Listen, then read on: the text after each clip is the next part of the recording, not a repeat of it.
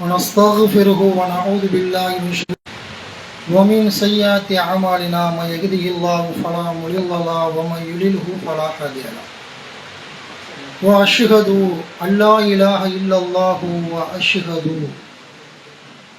أن محمدا عبده ورسوله أما بعد கண்ணியத்திற்குரிய சகோதர சகோதரிகளே,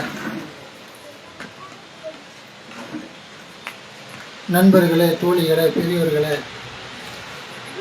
சகோதர சகோதரிகளே, அல்லாஹ்வுடைய மாபெரும் பேரவர்களால்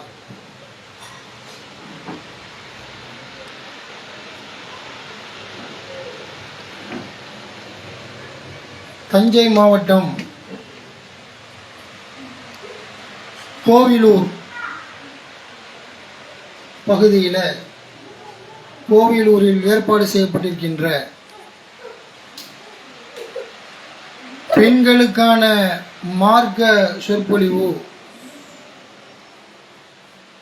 அல்லாஹ்வுடைய மாபெரும் பேரர்களால் ஒவ்வொரு வாரமும் தொடர்ச்சியாக நடைபெற்று வருவதை நாம் பார்க்கின்றோம். இன்றைய தினம் 2 பள்ளிவாசலுடைய கோவிலூர் ஏகத்துவ பள்ளியினுடைய மஸ்ஜித் சலாம் பள்ளிவாசலினுடைய இமாம் நான் உரை நிகழ்த்திய பிறகு இன்ஷா அல்லாஹ் புரியுதா, எனக்கு பிறகு சகோதரர் அவர்கள் ஏகத்துவ தோழர் சகோதரர் அவர்கள் உரை நிகழ்த்துவார்கள். நான் அவருக்காக இஷாவுடைய பாங்கு வரைக்கும் இன்ஷா அல்லாஹ் நான் உரை நிகழ்த்திவிட்டு அதனுடைய பிறகு இன்ஷா அல்லாஹ் சகோதரர் பாய் அவர்கள் உரை நிகழ்த்துவார்கள். அல்லாஹ்வுடைய அருளால் அந்த உரையில் அனைவர்களும் அனைத்து பெண்களும் சகோதர சகோதரிகளும் தவறாமல் கலந்து கொண்டு கேட்குமாறு உங்களை அன்போடு கேட்டுக்கொண்டு, இப்போ நான் எடுத்துக்கொண்ட தலைப்பு என்ன அப்படின்னு கேட்டால், நான் உங்கள்கிட்ட சென்ற வாரமே சொல்லியிருந்தேன், ஒரு வாரத்துக்கு முந்தின வாரமே சூரத்துல் பக்கரா திருமுறை குர்ஆனுடைய சூரத்துல் பக்கரா எத்தனாவது அத்தியாயம்? சூரத்துல் பக்கரா எத்தனாவது அத்தியாயம்? சகோதரிகள் சொல்லுங்களா, யாராவது சகோதரிகள் என்ன வளையுது, சகோதரிகள் யாராவது சொல்லுங்க. அல்ஹம் மாஷா அல்லாமா, அல்லாஹ் அருள் புரியட்ட 2வது அத்தியாயம். மாப்பிள்ளை 2ன்னு கத்துறானோ, அப்போ 2வது அத்தியாயம். அப்புறம் அந்த இது சம்மந்தம் உங்கள்கிட்ட கேள்வியும் என்ன செய்வேன், ஒரு எத்தனை வசனம் படிச்சுட்டு வர சொன்னேன்? மாஷா அல்லா 50 வசனங்கள் படிச்சுட்டு வர சொல்லியிருக்கிறேன். நீங்கள் என்ன செய்யுங்க இன்ஷா அல்லாஹ் அதையும் இன்ஷா அல்லாஹ் நம்ம கேள்வி கேட்கும்பொழுது சொல்லுங்கள். அல் பக்ரா என்பது எதை குறிக்கும், எதை குறிக்கக்கூடிய சொல்லு அல் பக்ரா என்பது? அல்ஹம்துலில்லாஹ் மாஷா அல்லாஹ். என்ன சொன்னீங்க? பசுமாடு என்பது சரியான ஒரு விஷயம்.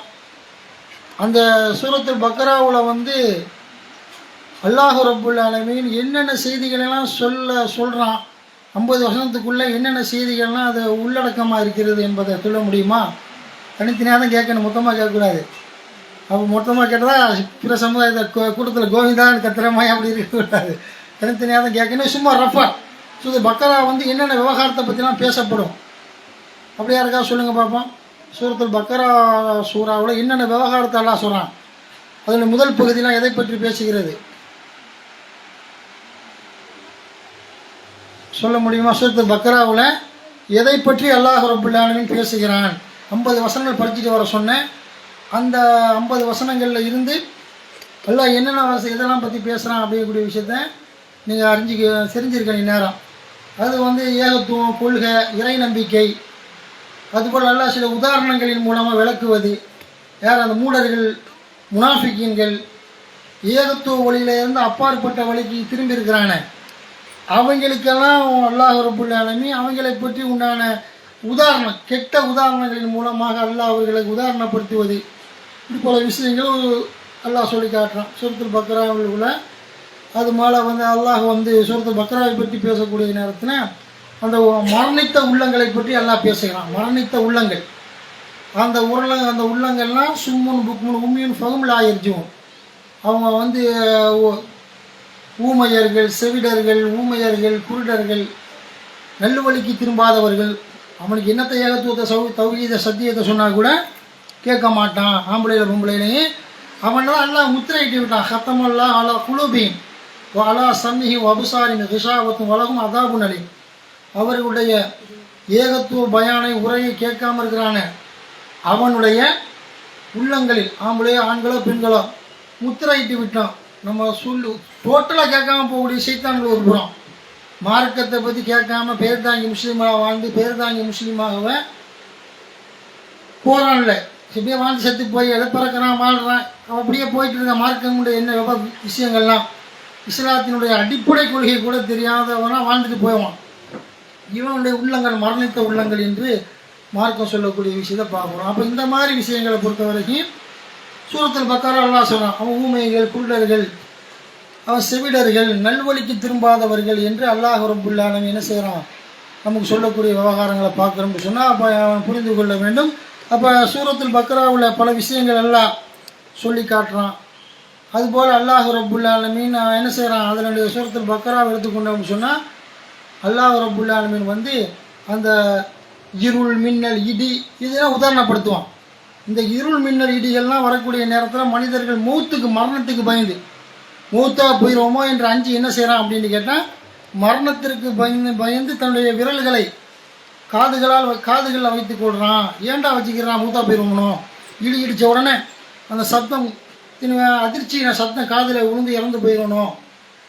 கார் இருளை பார்க்குறான், இடி மின்னல் இவைகளின் மூலமாக நான் அழியப்படுவேனோ என்று அல்லாஹ் உதாரணப்படுத்துகிறான். சூரத்துல் பக்கராவில் பல்வேறு விஷயங்கள் அல்லாஹ் என்ன செய்கிறான் அதில் உங்களுக்கு சொல்லி காட்டக்கூடிய விஷயத்தை பார்க்கலாம். அதில் எல்லாம் குரானில் சொல்கிறான். சூரத்துல் பக்கராவில் வெளிச்சம் வந்து அந்த வெளிச்சத்தை அனுபவிப்போன்னு சிறந்தவனா அல்லது கார் இருளில் போய் தட்டறிந்து எது கிணறு, எது பண்ண நல்ல பாதை, எது கெட்ட பாதை, படுகொலி எந்த பக்கம் இருக்குது என்று தெரியாமல் அப்படி ஒரு நெருப்பை மூட்டுகிறான். அந்த நெருப்பின் மூலமாக வெளிச்சம் தெரிகிறது. அப்போ பயனடைகிறான். லைட்டு போட்டான், வெளிச்சம் தெரியுது.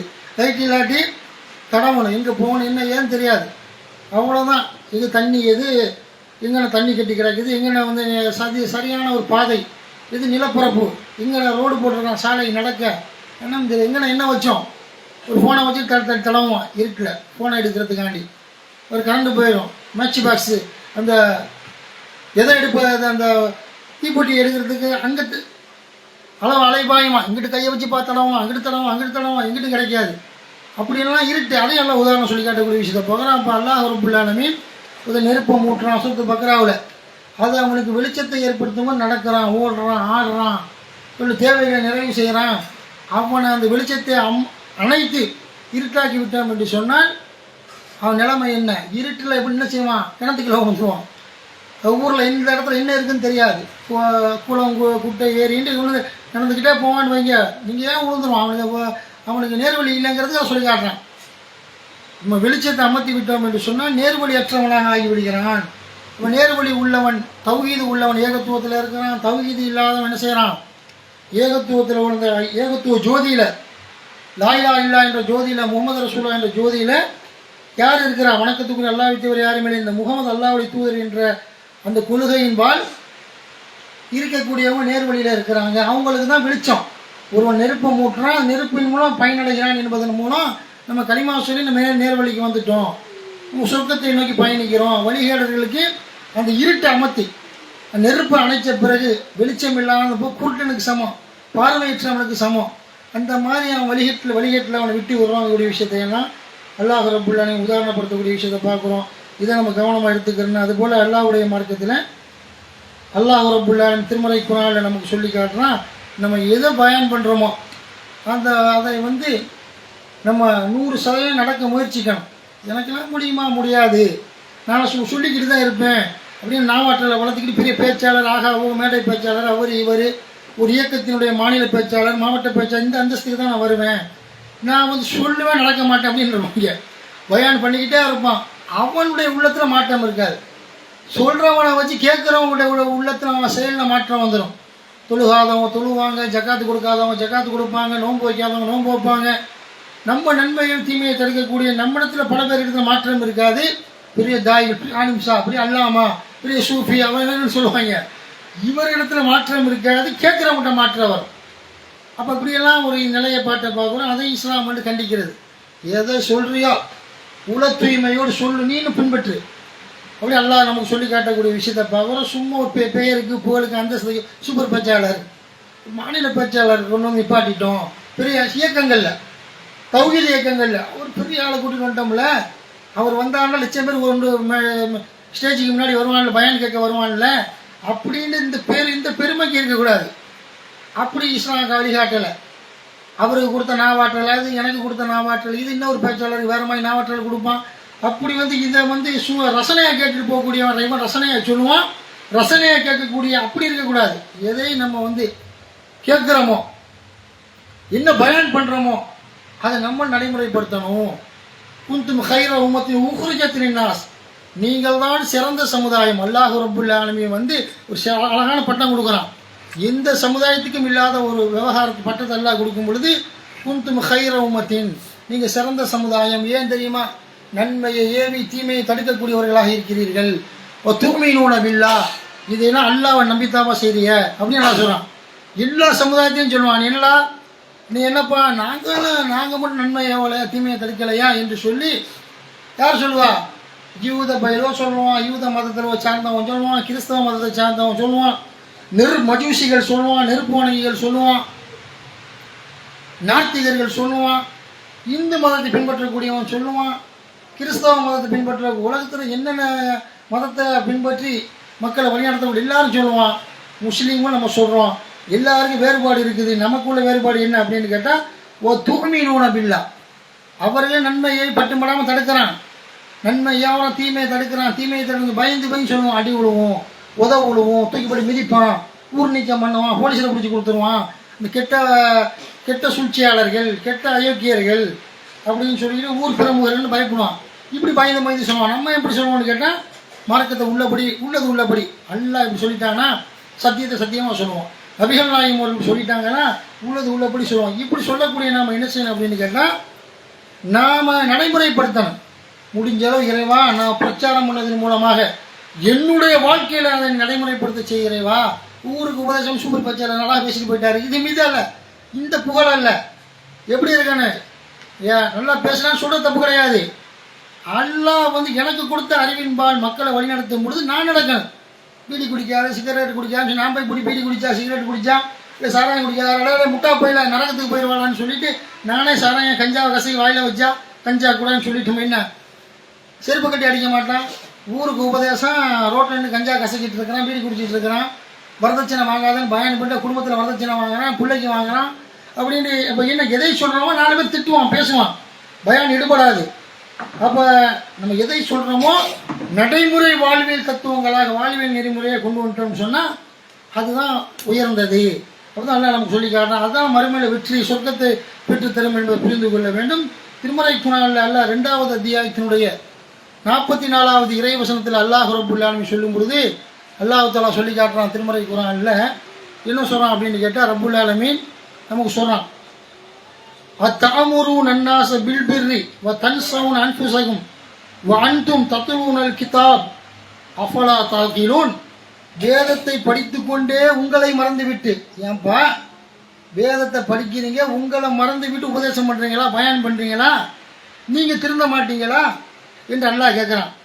நீங்கள் சிந்திக்க நன்மை நீங்கள் ஏவுகிறீர்கள், வான்தும் தத்துவ கிதாப், அந்த வேதத்தில் சொல்லப்பட்ட நன்மை ஏவுறீங்க, தீமையை தடுக்கிறீங்க, நீங்கள் சிந்திக்க வேண்டாமா அல்லாஹ் கேட்குறான்.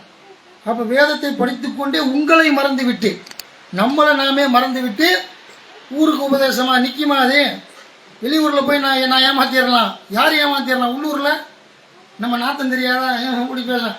அதே கரெக்டான கொள்கையில் இருந்து நூல் பிடிச்சமாக ஏகத்துவ கொள்கையில் இருந்தோம்னு சொன்னால் அப்போ இந்த பாச்சாவும் வலிக்காது. அவன் எதை சொல்கிறான் சொன்ன மாதிரி நடப்பான், சொன்ன மாதிரி அந்த அலிம்சா நடப்பார், அந்த மார்க் அறிஞர் நடப்பார், தாய் செய்வார், குடும்பத்தார் அவருடைய கொண்டாடி பிள்ளையெல்லாம் செய்ய வைக்கிறாரு ஏகத்துவத்தின் மூலமாக அப்படின்னு சொல்லிட்டு நம்மளை பற்றி கரெக்டானதான் அதையும் இடப்படுவான் சமுதாயம். நம்ம சரியாக நடக்காட்டி அதையும் இடப்படுவான். நம்ம ஊருக்கு பேசுவாங்க, ஒன்றும் கேடு கட்டணும், எல்லா செயலும் இருக்குன்ட்டு போயிடுவான். அதனால் அல்லாட்ட துவா செய்யணும். இறைவா, ரசூலுல்லாஹ் துவா செஞ்சாங்களா இல்லையா? யாம் கல்விபல் குழுபு சப்பித்து கல்வி அலா தீனிக்க, அல்லாஹ் ரப்பே என்னுடைய இந்த உள்ளத்தை இஸ்லாமிய மார்க்கத்திலே நிலை பெறச் செய்வாயாக இறைவா. உள்ளத்தை தடம்புறலை செஞ்சிடாதே. அல்லாஹ் ரசூல்லா துவா செஞ்சாங்க. ரசூல்லாவுடைய உள்ளம் நம்ம நினச்சி பார்ப்போமா? தடம்புறம் நினைப்போமா யாராவது? அப்படி நம்மள மாதிரி உள்ளமா? அப்படியே இரவு பகலாம் நின்று வணங்கி ஆயிஷா நகையே கேட்குறாங்க, இப்படியே நின்று வணங்குதே, கால்லாம் வீங்குத, உங்களுடைய கால்கள் வீங்கக்கூடிய அளவுக்கு ஏன் நீங்கள் எப்படிலாம் நான் இருக்கிறேன்னு கேட்கும் பொழுது, அல்லாவுக்கு நன்றி உள்ள அடியான நான் ஆகக்கூடாதா? சில விஷயத்தை எடுத்து சொல்கிறாங்க ஆயிஷா நகி. நீங்கள் தான் முன்பின் பாவல் மன்னிக்கப்படி குரானில் சொல்லிட்டான்ல, நீங்கள் சும்மா ஒரு பரலத்தில் தான் போதாதா? பரலான நோம்பை வச்சுமிட்டா போதாதா? தர்மத்தை கொடுத்தா போதா? சும்மா பரலான ஜக்காத்து மட்டும் கொடுத்தா போதாதாங்க கருத்து வருது. இப்படி கேட்கும்போது நான் நன்றி உள்ள அடியான ஆகக்கூடாதா? உபரியான தொழுகை, உபரியான தர்மங்கள் அல்லாவுக்கு நன்றி செலுத்தி ரசூலுல்லாஹ் சொல்லக்கூடிய விஷயத்தை பார்க்குறோம். அப்புறம் என்ன விளங்குறோம் அப்படின்னு கேட்டால், எதை சொன்னார்கள் அவர் செஞ்சாங்க ரசூலுல்லாஹ் அவர்கள். அப்படிப்பட்ட நபி துவா செஞ்சாங்க. யா முக்கல்லிபல் குலூப் சப்பித் அலா கல்வி. இதை அந்த உள்ளத்தை மார்க்கத்தில் நிலைபெறச் செய்ய. யா முக்கல்லிபல் குலூப் சப்பித் கல்வி அலா தீனிக்க. இந்த மார்க்கத்தில் உள்ளத்தை நிலைபெறச் செய்கிறேவா, உள்ளத்தை புரட்டி விட்டுறாத. இன்னொரு அதிசயம் வருது, அல்லாவுடைய 2 விரல்களுக்கு மத்தியிலும் மனிதர்களுடைய உள்ளம் இருக்கிறது. நாடுறமாய் திருப்புறான், நல்லவனை ஆக்குவான், கெட்டவனை ஆக்குவான். எல்லாம் நினச்சானு வைங்க, தொழுக நோம்பு சக்கா நல்ல ஒரு பள்ளியாசலில் கிடப்பார், பள்ளியாசலுக்கும் போவார், பொண்டாட்டி பிள்ளையும் கவனிச்சுக்கிட்டு மார்க்கத்தையும் கடைபிடிப்பார். அதே கொஞ்சம் உள்ளத்தை புரட்டி விட்டா, பள்ளியாசலில் கிடந்தவன் குடியாரனா போயிட்டான், பள்ளியாசலில் கிடந்தவன் நான் விபச்சாரம் பண்ணிட்டு இருக்கிறாரு அப்படின்னு சொல்லிக்கிட்டு வட்டி வாங்கினா திருடுறான், மார்க்கத்துக்கு முரணான காரியம் செய்யக்கூடிய அளவுக்கெல்லாம் பேர் வரக்கூடிய விஷயத்தை பார்க்குறோம். அவன் புரிந்து கொள்ள வேண்டும். என்ன ரசூலுல்லாஹ் துவா செஞ்சால் நம்ம ஏமாத்துறோம் புரிந்து கொண்டு நம்ம ஏமாத்துறோம், நம்ம துவா செய்யணும் இறைவா.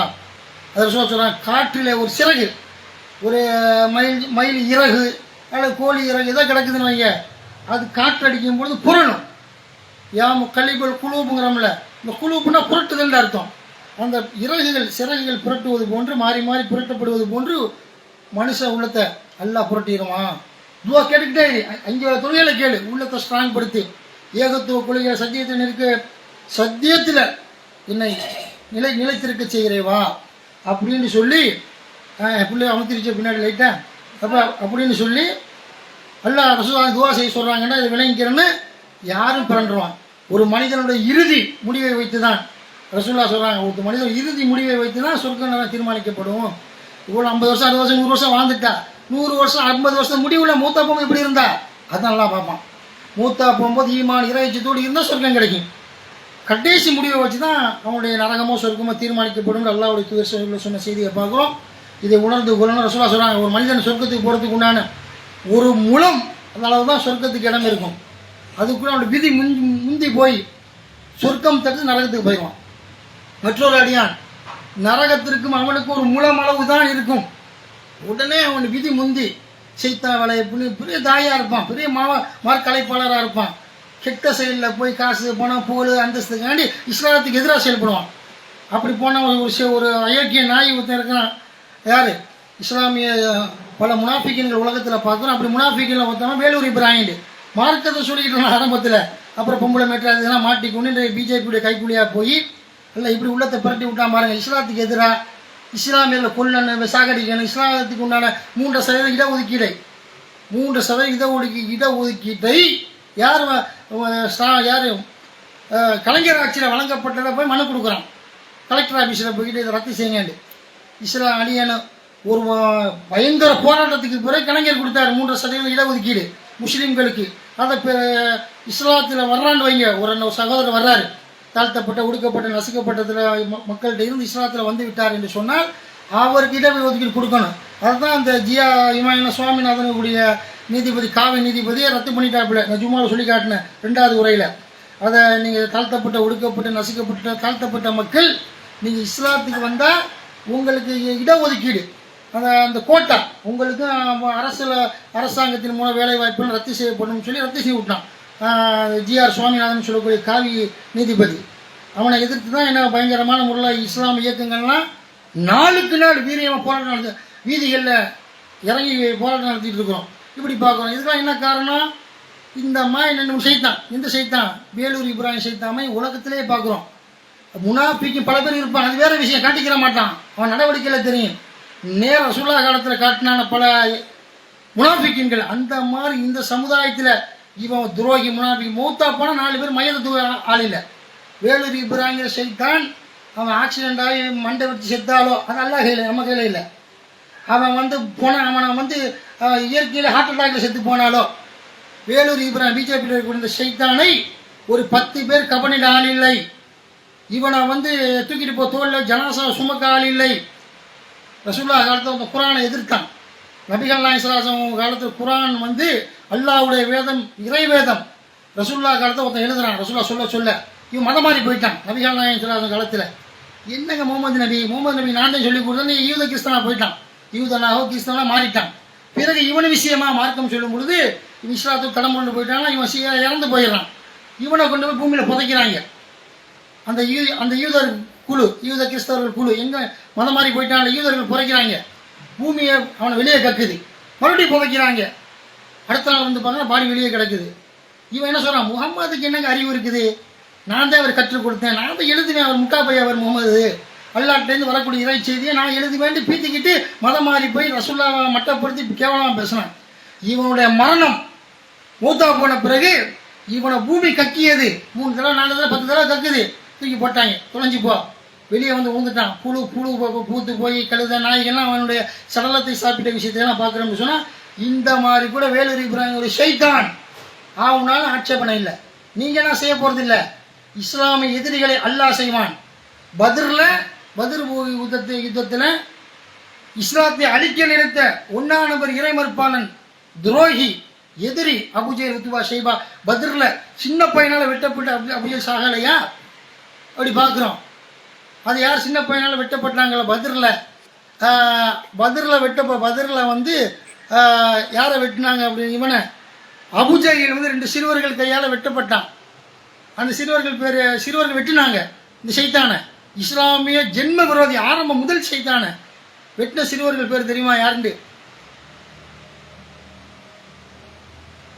அபுஜெஹலை வெட்டி 2 சிறுவர்கள் 15 கூட இல்லை 12, 7, 8, 12, 13 வயசுல 2 சிறுவர்கள் வெட்டினாங்க. அப்துல் ரஹ்மான் அவுஃப் கேட்குறாங்க வந்து பத்ரில், இதய தந்தையே மாமா சித்தவன் பேரை சொல்லி கூப்பிட்றாங்க, நீங்கள் வந்துக்கிட்டு இந்த அபுஜெஹல் ஒருத்தர் இருக்கிறானாமே நபிகள் நாயகம் ஸல்லல்லாஹு அலைஹி வஸல்லம் அவர்களை வந்து தொந்தரவு கொடுக்குறான், ஊரை விட்டு நான் துரத்துனான், ஹிஜ்ரத் பண்ண வச்சான், சஹாபாக்களை குண்டு குவித்தான். அபுஜெஹல் யாருன்னு கேட்ட உடனே அபுஜெஹல் தான் காட்டுறான். கை காட்டப்பட்ட உடனே அப்போ அப்துல் ரஹ்மான் அவுஃப் கை காட்டுறாரு, இதோ இவன் தான் அபுஜெஹல் போர்க்களத்தில். உடனே 2 சிறுவர்களும் பாய்ந்து அவனை தலையை வெட்டி முதுவை வெட்டி கொடூரமாக சாகடிக்கப்படுறாங்க. சாகடிச்சிட்டாங்க, போர்க்களத்தை கொண்டுட்டாங்க. அப்படிப்பட்ட முறையில் அப்படிதான் சாவான். இஸ்லாத்துக்கு எதிராக எவெல்லாம் செயல்படுறானோ சிறுவர்கள் கையால் வெட்டி போட்டு செத்தானே. அந்த மாதிரி என்ன வேணாலும் நடக்கலாம். அல்லாஹ் நாடினா இஸ்லாத்தை எதிர்க்கக்கூடிய எல்லா ஷைத்தான்களுக்கும் அயோக்கியர்களுக்கும் அப்படி கூட மூத்தா போன வேலூர் இப்ராஹிம் தூக்க 4 பேர் கிடையாது, ஆனாலும் இருக்கிறான். பிஜேபிக்காரன் தூக்கி அரைச்சி அவனை எரிச்சு போடுவாங்க, புதைக்கிறாங்கன்னு தெரியும். எந்த மதத்தில் யாருக்கு தெரியும்? இப்படிலாம் பார்க்குறோம்னு சொன்னால் அல்லாஹ்வுடைய கொள்கையிட்டு எவன் தடம் கொண்டு போய் விட்டானோ அவனை அல்லாஹ் உலகத்தில் கேவலப்படுத்துவான், அழிப்பான். அவனுக்கு எதிராக பொண்டாட்டி புள்ள குடும்பம் ஊர் நாட்டு தேசம் ஒட்டுமொத்த இஸ்லாமிய மக்களும் ஒன்று திரண்டு அவனுடைய அழிவு மோசமாக இருக்கும். இப்போ ரசூலுல்லாஹ் காலத்தில் நான் தாங்க நபிகள் நாயகத்துக்கு எழுதி கொடுத்தேன், நான் ஒருத்தன் அவனுடைய மையத்தை வெளியே கொண்டு பூமி போட செஞ்ச இல்லை பூமி கட்டளை போகிறான், அவனை தூக்கி வெளியே கடாசு நைட்டில் புதைக்கிறாங்க. காலையில் என்ன ஆகுது, வெளியே வந்து விழுந்துடுறான். அடுத்து மக்கள்லாம் பதறி போய் வர்றாங்க. ஏன்னா நம்ம மதம் மாறி வந்தார், முகமது நபி கையில் உள்ள ஆள், வேத வரி எழுதின ஆள்னு சொல்லிட்டு என்ன செய்கிறான். அப்போ திரும்ப வந்து புதைக்கிறாங்க, வெளியே வந்து விழுந்துடுறான். இப்படிலாம் மறுபடியும் அடிக்கடி வந்து கை வலிக்குது, புதைச்சி போச்சு மம்மட்டி வச்சு பூமியை வெட்டணும், 6 அடி குழி தோணணும், புதைக்கணும், மும்மாடி சாத்தியப்பான ஓடி போயிடுறாங்க. கழுத நாய் பண்ணிலாம் தின்னு அவனுடைய மரண முடிவு இருந்த மாதிரி வேலூர் இப்ராஹிம் ஷைத்தான் கூட முடிவு வரலாம். எல்லாம் நாள் என்பது புரிந்து நம்ம தானே முடிஞ்சிட்டேன். அதனால் வந்துக்கிட்டு இதை உணர்ந்து கொள்ளுங்க. பாய் பேசுவார் இருங்க, சரியா? அல்லாவுக்கும் நேரத்தை கொஞ்சம் ஒதுக்குங்க. அதுக்கப்புறம் நான் உரையை முடிக்கிறேன். இஸ்லாத்துக்கு எதிராக எவெல்லாம் செயல்படுறானோ அத்தனை பேரையும் அல்லாஹ் வந்து பழி தீர்ப்பான். நரகத்துக்கு கொல்லிக்கட்டைகள் என்பதை உணர்ந்து செயல்பட வேண்டும் சொல்லிக்கொண்டு அப்போ நான் அடுத்த வாரம் கேட்பேன். நபிகள் நாயகம் ஸல்லல்லாஹு அலைஹி வஸல்லம் அவங்களுடைய பத்ரில் ரசூலுல்லாஹ் நடத்திய அந்த பத்ர் யுத்தத்தில் அபூஜைகளை வெட்டிய 2 சிறுவர்கள் யார் என்பதை அடுத்த வாரம் சொல்லுங்கன்னு சொல்லிக்கொண்டு வாங்க சகோதரர் அல்லாஹ்வுடைய மாபெரும் பேரர்களால் உங்கள் ஊருக்காரவர் உங்களுடைய இரத்த பந்த உறவை சார்ந்த சகோதரர் வந்து உரை நிறுத்துவார். அவருடைய பயானை கேட்டு அவருடைய பயன் லைவ் போடுறேன். அனைவரும் கேட்டு இன்ஷா அல்லாஹ் பயனடையுமாறு உங்களை அன்போடு கேட்டுக்கொள்கிறேன். அஸ்ஸலாமு அலைக்கும் வரஹ்மத்துல்லாஹி வரகாத்துஹு. எனது உரையை முடித்துக் கொள்கிறேன். அஸ்ஸலாமு அலைக்கும் வரஹ்மத்துல்லாஹி.